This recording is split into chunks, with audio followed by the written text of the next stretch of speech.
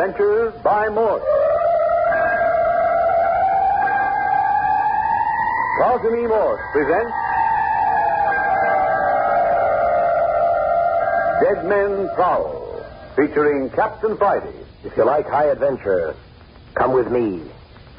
If you like the stealth of intrigue, come with me. If you like blood and thunder, come with me.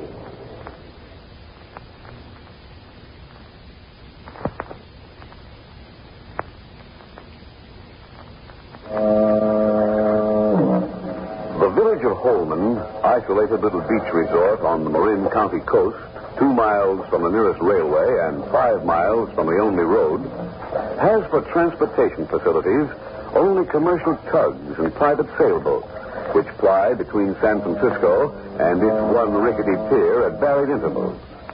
There are perhaps 30 permanent residents in Holman. This late in the season, all the summer residents are gone, and the resort hotel is closed. And to this out-of-the-way nook, Captain Bart Friday has brought Dr. Jamie Croft for a quiet weekend. But it was anything but quiet. Let Captain Friday tell it. Well, first, we found Carmel and Andres Ruiz, cousins, on the beach, frightened by what they called a skeleton parading in a long cloak. Carmel and Andres, a niece and nephew of Andrew Walters, one of the 2 rich men of Holman. Next, we found the body of old Doc Sims on the beach. Sims was the village's other rich man. Apparently, he died of natural causes. Doc Sims, among other things, was coroner of Holman, and at his own expense had erected a tiny modern morgue. To date, the morgue had never had a victim. But on carrying Sims to the concrete structure, we discovered on the slab the body of the village half-wit, murdered. But that wasn't all. No, that wasn't all. In fact, it was just the beginning. For on top of everything else, Carmel and Andres found the body of their uncle, Andrew Walters, hanging in his room. 3 deaths in one night, and Holman hadn't had a death for 20 years. And then to add a dash of macabre to the mystery, who should Captain Friday and Dr. Croft see walking in the moonlight ahead of them but one of the bodies they had just locked in the morgue? At the moment, Dr. Croft and Carmel Ruiz are at Captain Friday's cottage. No, Miss Ruiz. Sit down on this little footstool. Right up close to the fire. You must get over a fit of shivering, you know. I'm so cold, Dr. Croft. Maybe I had something hot to drink. That's a splendid idea. Now, you sit here close by the fire with this blanket around you, and I'll rummage about in the kitchen and see if I can't make some coffee. Oh, it's terrible. Terrible. No, Miss Ruiz. Please, won't you call me Carmel? Miss Ruiz makes me feel so lonesome. You look like a very small infant huddled up in that blanket. I'm 18. Oh, quite. Now then, I'm going to see about that coffee.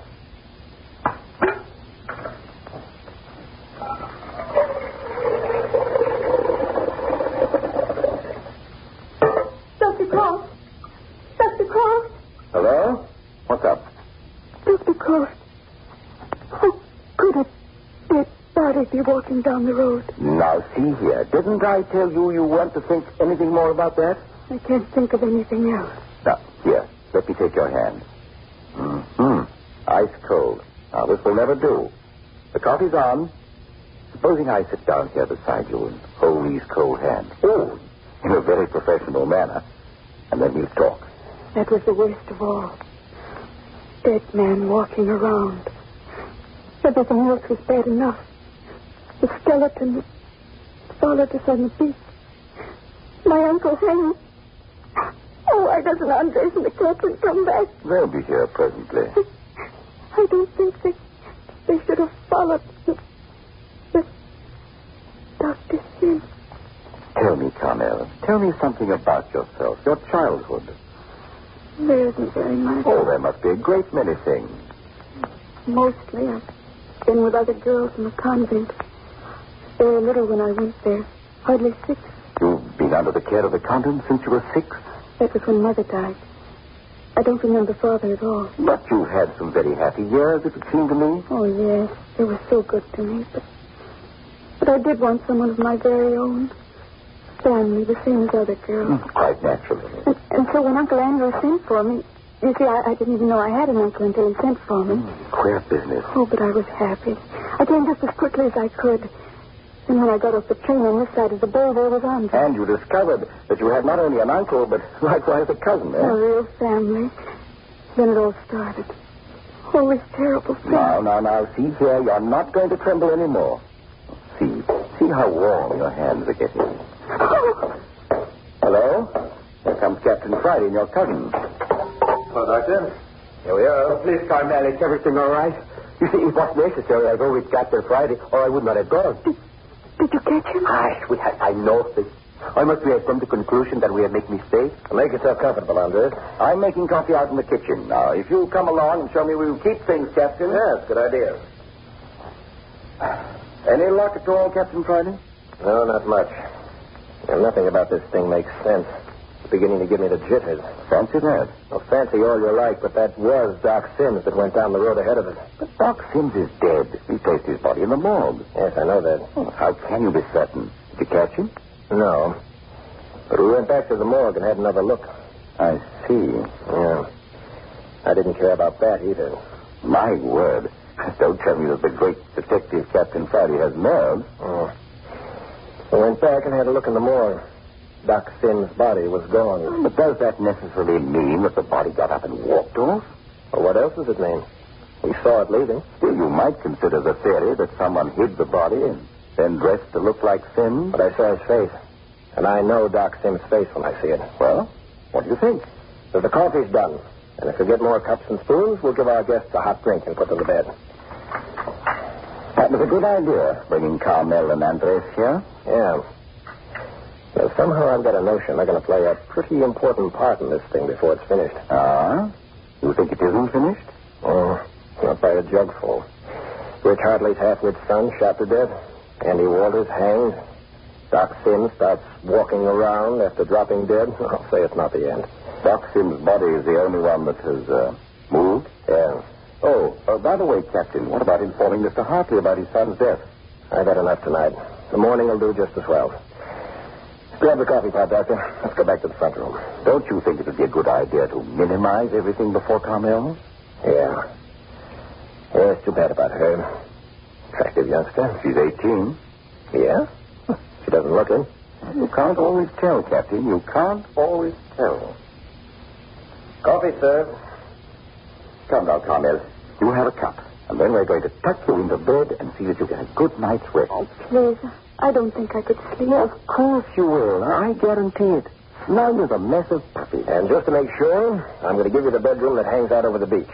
When the tide's in, the water laps right up under your windowsill. That'll rock you to sleep. It might help. But, Senor Captain, supposing it should lap over the windowsill.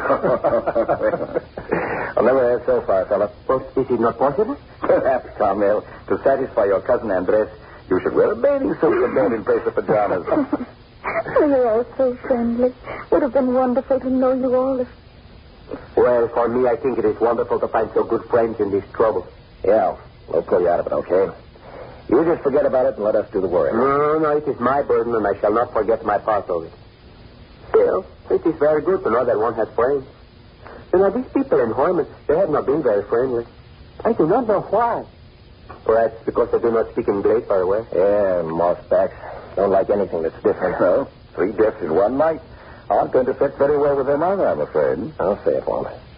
They'll be buzzing like a hat full of bees by morning. Coffee make you feel better, Carmel? Queer. I do feel like sleeping. Sleepy, eh? Captain, where is this room? Clear at the back. Right down to the end of the hall. And I'll show you. Ready, Carmel? Well, all right. Good night, Andres. You wait here, Andres. We'll get your cousin settled and be right back. See, I will wait. Good night, Carmel. We brought all your personal effects from your uncle's. You'll find them in the room. You're all so good. Is it, Captain? Yeah, that's right. Here you are, Miss Ruiz. Please don't call me Miss Ruiz. I prefer Carmel. All right.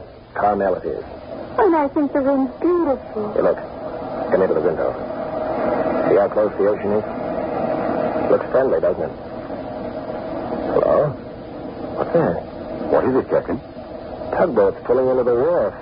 You can see the searchlight. Is that unusual? Yeah. Never heard of it before. Not at 11 o'clock at night. Oh, probably some citizen of Holman anxious to get back home from San Francisco tonight. No. Holman residents don't go to the city. Perhaps a delivery boat that supplies for the store. This time of night? Oh, well, we're keeping Carmel out. When you're ready, knock on the door and crawl into bed. Then I'll come in and give you something to make you sleep. Don't want you tossing and fretting. Thank you, Dr. Cross. Good night, Carmel. Good night, Captain. Now, Doctor, I have a notion to go down to the wharf. Everything seems to be taking on a sinister hue for you tonight. Yeah. Why shouldn't it? Oh, what is it now? Something left? Nothing at all, Andres. The captain saw a tugboat landing down at the wharf, and he's just wondering about it. There are too many coincidences taking place tonight. Hardly call them coincidences, Captain. I never saw a more unrelated set of circumstances. Oh, of course they're related. Really? Well, I can't see it myself. Now, what relation is there between Doc Sims falling dead on the beach and Andrew Walters hanging himself in his home? The two rich men of Holman dead on the same night. That's enough for me. But what's the relationship between them and the village house which we found in the morgue shot through the heart? The mere fact that there hasn't been a death in Holman for 20 years, and then suddenly there are 3 deaths. It smells like plenty of trouble. Yes, I suppose it does. But where does this skeleton in the moonlight, seen by Andres here and Carmel, enter the picture? And what has all this to do with Dr. Sims' body wandering about after we've definitely locked him up in the morgue? Not so fast, Doctor. Let's take them one at a time. Dr. Cross. Carmel is calling. All right, you may come in, Dr. Cross. You'll excuse me, please. I just put a drop of sedative in the child's coffee, but I want to give her one more tablet to be certain she sleeps. Okay, go right ahead, Doctor. Andres, tell me something about your uncle. How was he acting before you left the house tonight?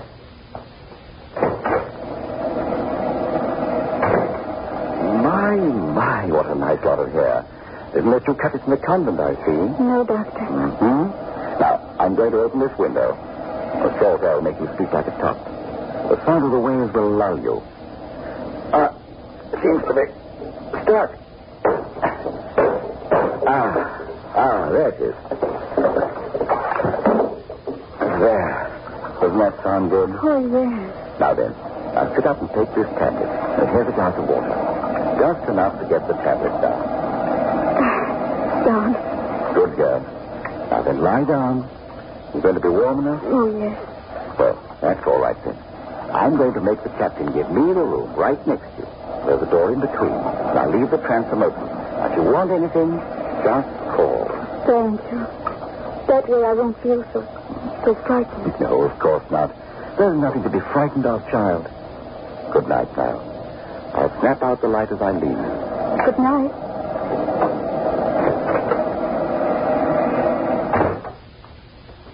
Well, that seems to settle that pretty well. I assure you, Captain Friday, it is everything I know about my uncle. Yeah? I'd say there are a lot of things you haven't found out yet. Oh, that's your patient settled, Doctor? Yes. Carmel will sleep. Seems to me I promised you a restful weekend. I intended having you lie down all day Saturday and Sunday just listening to the ocean. Oh, wait. What was that? Oh, I see, Captain. You do have the jump. Didn't you hear it? Something on the porch. Could it be the walking body? Oh, come now.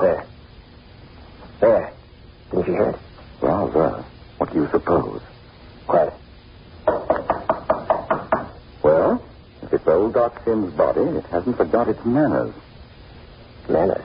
Yes. Open the door and let the corpse walk in.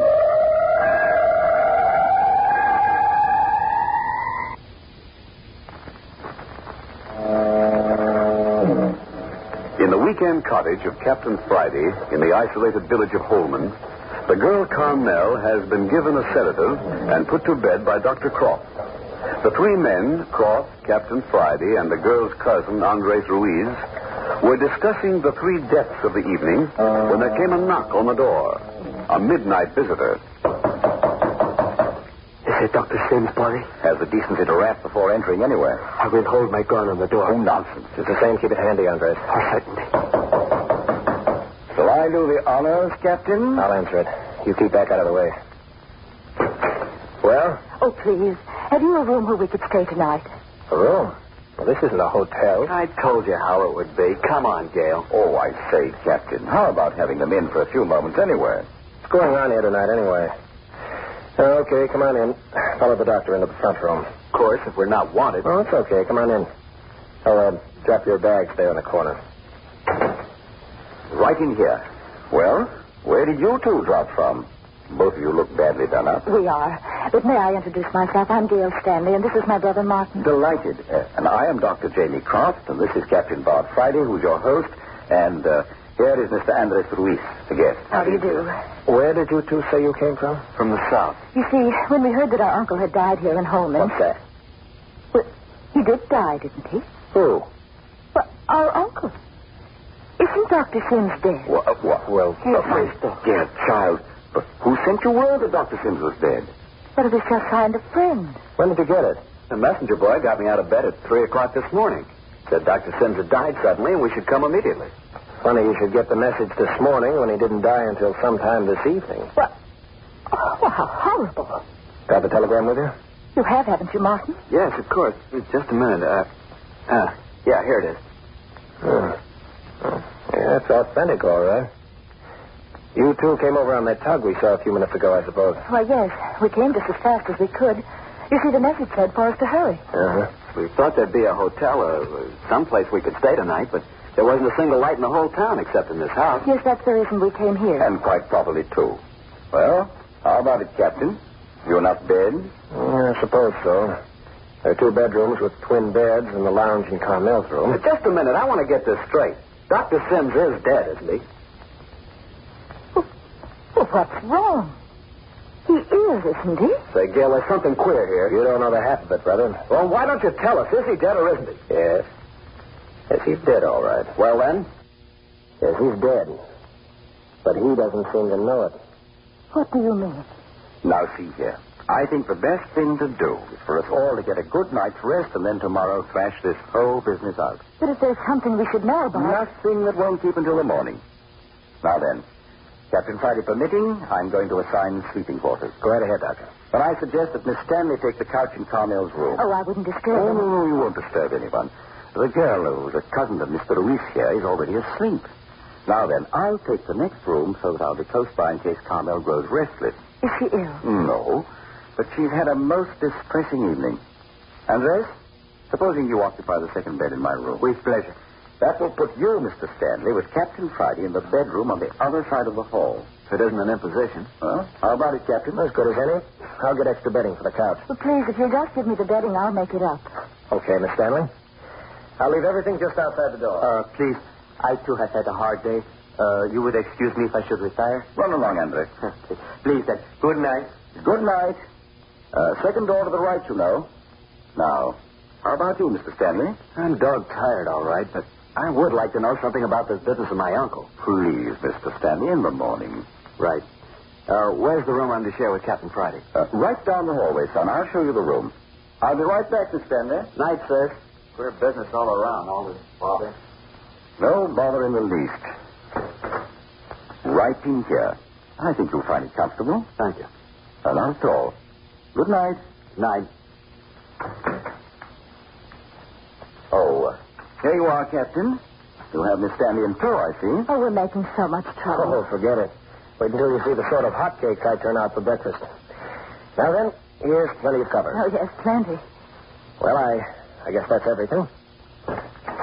Will the light bother the other Oh, girl? not in the least. She won't awaken. And good night. If you need anything, just call out. Well, I'm certain I won't. Good night. Oh, it'll be good to get out of these clothes. One slipper. 2 slippers. Oh, dear, another runner. Quaint old-fashioned room. Perfectly darling. Just imagine sleeping on the edge of the ocean. Hello. Who are you? Oh, I've wakened you. I'm sorry. No, I've been away. Really? I'm afraid you're just being kind. You're a friend of Captain Friday. No, we're total strangers. I'm Gail Stanley. Captain Friday was good enough to put Martin and me up for the night. Martin? Yes, he's my little brother. Little. Well, he's 22. Oh. I'm Carmel Ruiz. You're a sleepy child. I'll turn out the light. Oh, no, you're not finished undressing. Well, I can easily finish in the dark. I'm glad you're here. I mean, sleeping in here with me. But that's awfully generous. Not really. I feel a lot safer now. Safer? Well, what's there to be afraid of? Then you don't know? There, you're getting yourself wide awake. I'm going to turn out the light and crawl in. I need sleep terribly. Honey, I feel awfully drowsy in spite of everything.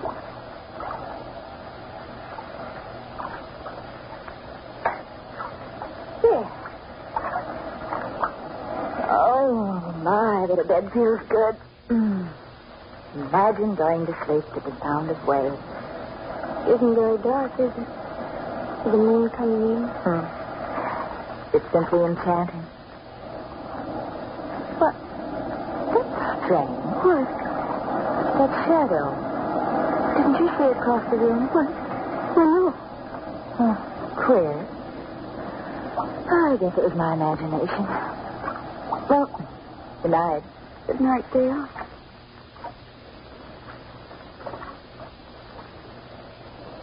I can just feel myself unwinding. Uh-oh. Who's there? What is it? There's someone at the window. Oh, please. Go get them, Friday. Don't let us get in. Be quiet. Wait. It wasn't. I can't listen.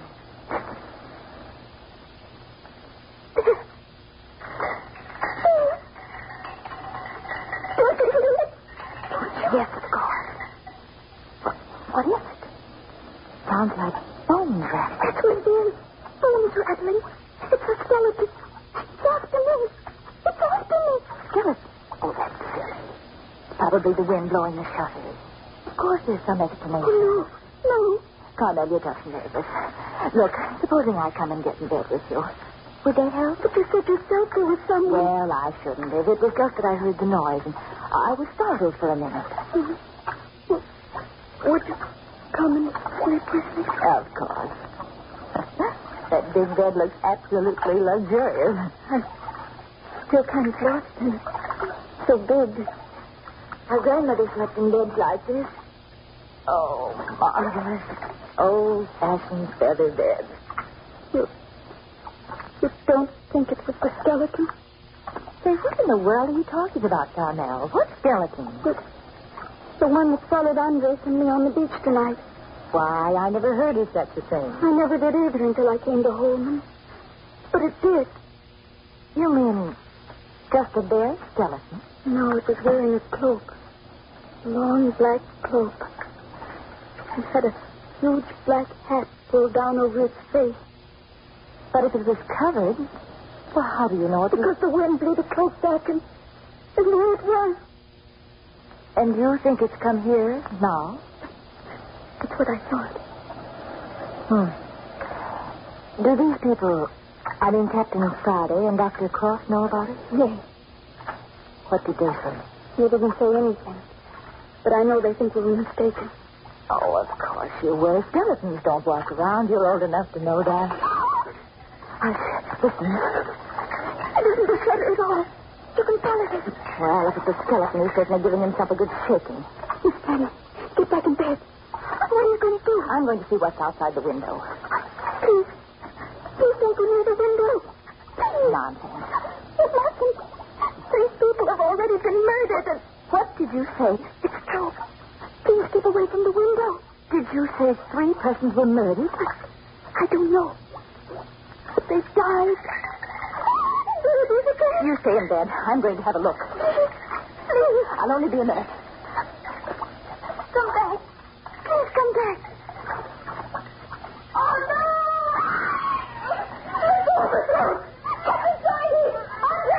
It's dragging her out of the window. It's dragging her out of the window.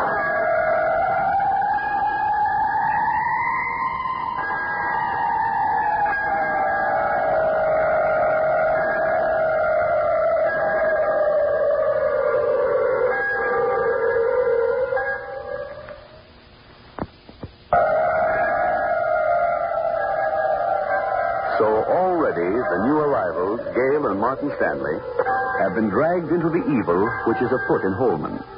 3 dead. Andrew Walters, rich man, hanged. Doc Sims, mayor, coroner, and second rich man, dead of natural causes. And third, the half-wit boy, shot through the heart. one of the bodies on the prowl, and the skeleton of still another, keeping a close and menacing guard over Captain Friday's cottage.